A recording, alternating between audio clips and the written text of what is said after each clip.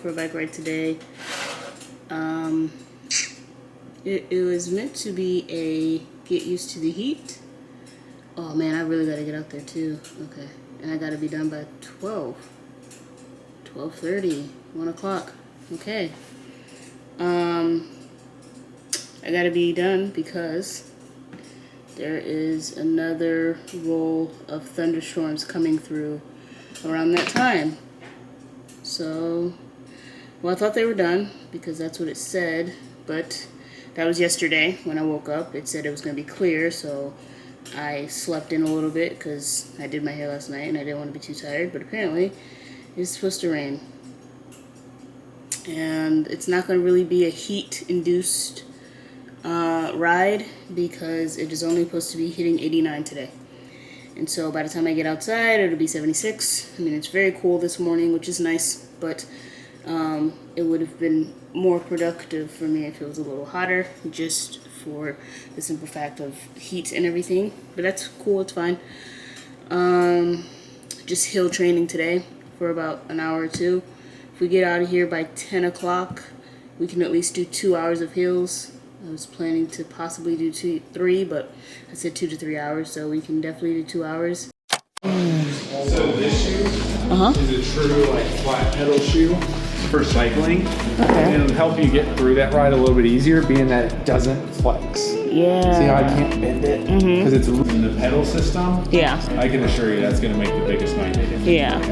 I think that'd be all you need really, because everything else here is just fit related along that.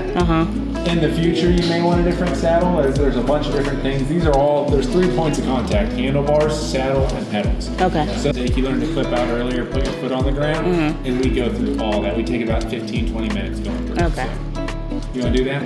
Yeah. With those? We'll get different shoes. They're different kind of shoes. Okay. We could try it. Yeah.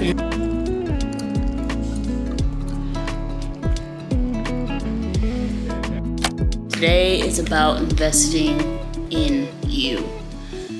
And the most important thing about investing in yourself is actually doing it. And I know that sounds crazy. It's like, obviously, yes, but I think it can be really hard for us to do sometimes. I know for me, investing in myself meant potentially setting myself up for failure. And because of that, it was comfortable and it was easy to not invest in myself, because then I didn't have any expectations, not from other people, but I didn't have any expectations on myself to do better or be better. And it wasn't until, the last couple of years where I truly started investing in myself and changing how I went about things.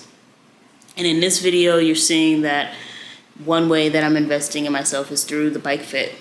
And I know it's like, well, it's just a bike fit. How is that investing in yourself, right? Well, with this bike fit, I'm investing in myself physically. I'm investing in my mental health, because when I bike, I enjoy it. I love it. I like being outside. I like being in nature. I just like being outside. And I have a goal set for me. I know I'm going to hit that goal, and it's being able to accomplish something every single time I get on that bike. That is what helps me to know that if I can achieve the goal that I have for the bike ride, example, the last one I did, 90 miles, and I achieve it, then I can do other hard things as well. Like, as I continue to grow in mileage, I see the strength that I have, the strength that comes with dedication and staying on point and staying on pace with what I want to do, which is the 100-mile bike ride race, And it's just also taught me that when I invest in myself right now, in this season of my life, health-wise and physically, I see how it affects every single one of the other parts that you need to invest in order for you to grow and learn and change and be a better version of yourself.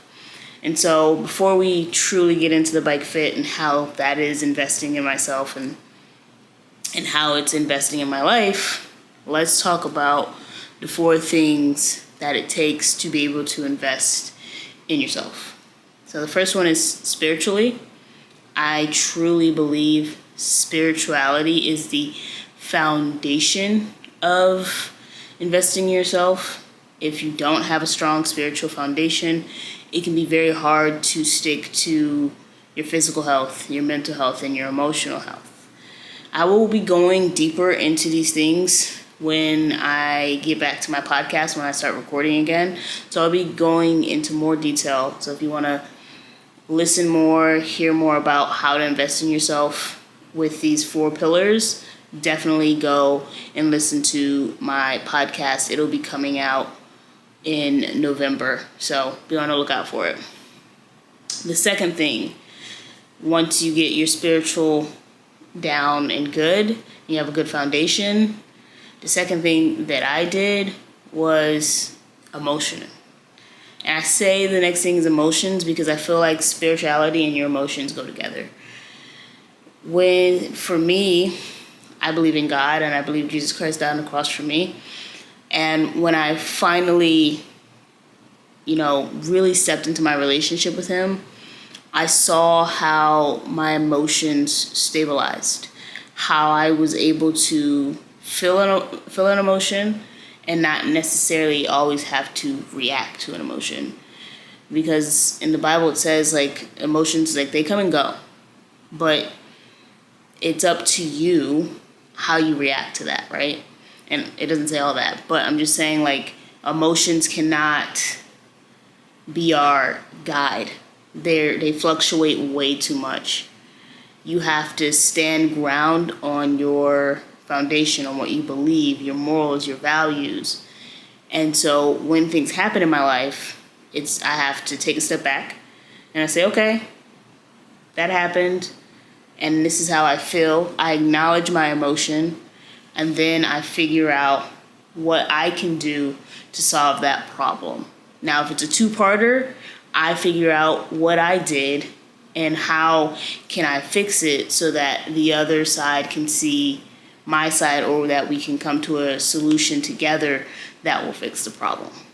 So that's number 2. Number 3, I would say mentally. And a lot of times mentally and physical go hand in hand. Working out helps with your mental health. Biking helps me with my mental health. I do believe though that, finding somebody to talk to, having a person to have conversations with and talk through your life with, like a coach or something like that, can also be helpful. It can help you with, having somebody who's a little older, who's been there, who's kind of done that before, and help them guide you and help you see the options that you have so that you can make the decisions that are best for yourself. And I feel like that helps mentally because a lot of times in this world, we feel like we're alone. And when we feel like we're alone, our mental health declines drastically. But when you have somebody to talk to about the things that are going on in your head, that can completely shift your mindset, which can completely shift your decision making. And with that, you seem to invest more in yourself and seeing how you can be better so that you can be better for others. And lastly, physically, which is where I am right now. And that is what I've been doing for a while now. I played sports growing up. I played basketball from 5 until I was 18, 19 years old. I did volleyball in high school. I tried out soccer, all the different things, but I played basketball. That was my majority of the time of my childhood was basketball. And then I stopped playing and I started lifting weights a little bit more, working out. I had to lift weights in college, and once I started lifting weights, I fell in love with it. And so I've been lifting weights since then. And recently, in this last year, I have fallen in love with cycling. And with cycling comes its own challenges, but it's really fun to figure out how to just solve them and grow from there. So, as you guys know, with this video, I went and got a bike fit. And the way that this bike fit is investing in me is it's going to help me be able to do my 100 miles without pain, or at least less pain, because I know that I'm going to be sore and everything. It's my first 100 miles.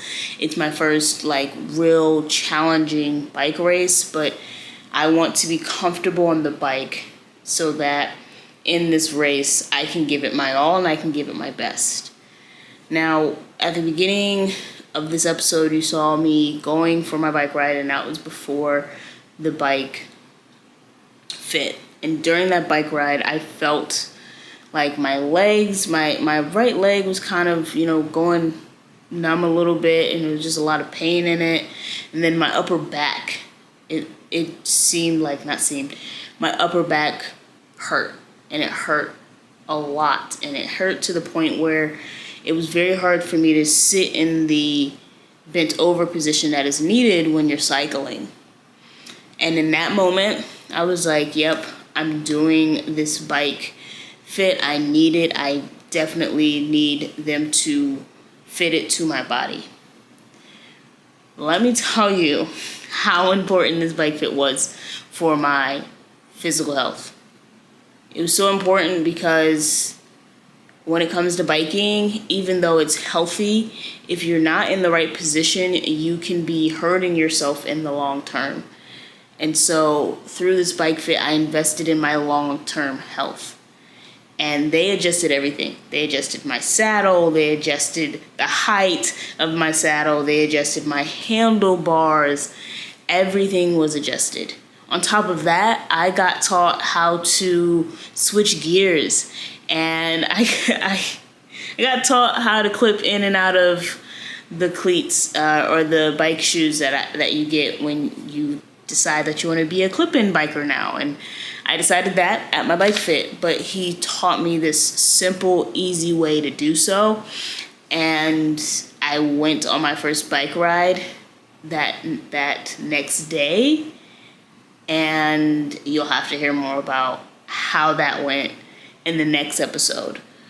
But in this one, I just wanted to say, like, investing in yourself is important.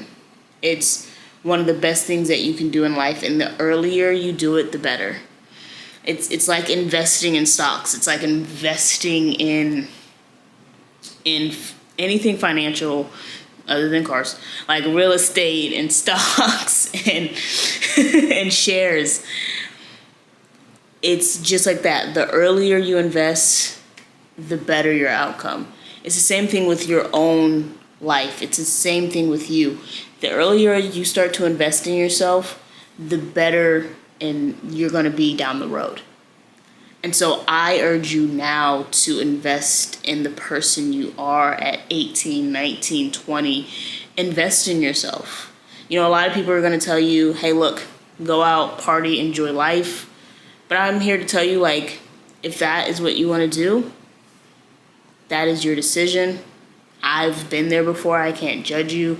I did that in my teenage years to my early 20s, and I don't regret it. I'm not gonna lie. I don't regret it because I wouldn't be the person I am now if I didn't go through the trials and tribulations that I did at the time. But what I will say is this.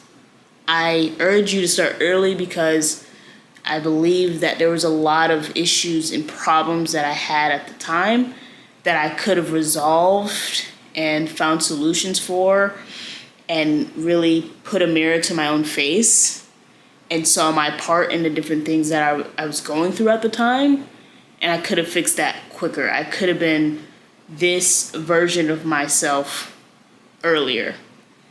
Do I regret it? Like I said, I don't, but I love the person I am now, and I would have loved to see me in this version of myself, a little bit more confident in who I am, because I'm investing in myself, knowing my value, learning more about what my value is and what my worth is. All these things, I wish I would have learned it earlier. And that's why I'm urging, the next generation, look, like, it's in your hands. You may not know exactly the direction you are going to go next. Trust me, that is life. There's nothing in life that is guaranteed, and there's nothing in life that is going to tell you the exact road that you're going to take for the rest of your life. But there's one thing that you can do today that will change everything. And that is simply investing in you. So I urge you to invest in yourself today. Invest in yourself right now. Start today. Make one good habit today that will lead to the next good habit, that will lead to the next good habit, and the next, and the next, and the next.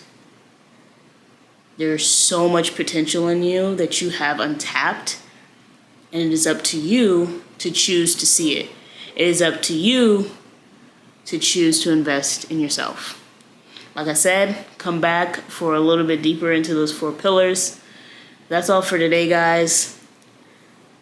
I invested in myself these last couple years, and the person that I was, the girl that ran away from her problems, that never faced them, you know, for me it was a lot of out of sight, out of mind, and when it came to the point I had to face them, I hid in my partying to really ignore it. And that led me to going 1 year sober to change that behavior. So like I said, all those things will be talked about more in another episode.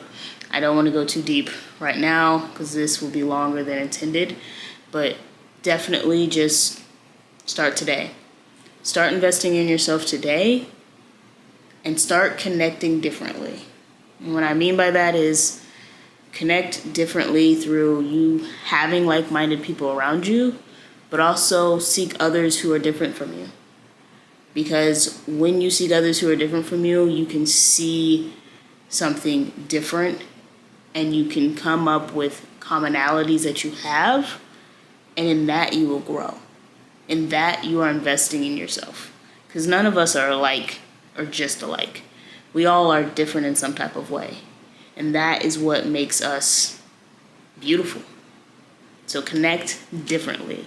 And start investing in yourself today. Get out of your comfort zone today. Step into discomfort, because discomfort is the one place growth happens. Start today, y'all. All right. I'll see you guys in the next episode. I'm gonna go make me some food. I just got done with a 100-mile indoor bike ride, so I'm kind of tired. But I hope you enjoyed today's video, and I'll see you next week to see if my investment paid off with that bike fit. All right. Peace. I did, which is last week for you guys, but yesterday I did a couple of rounds around the shop, and it felt good. The bike felt good. The fit felt good. It felt right for my body. I didn't feel like I was hunching over too much this time, which was really nice. Honestly, for me, I feel like I am going faster in certain areas. If it's me or the shoe, or just kind of walk around in them to see. So, because that'll also tell me if the tightness is it, or if it's me pulling and my foot just not properly being in there.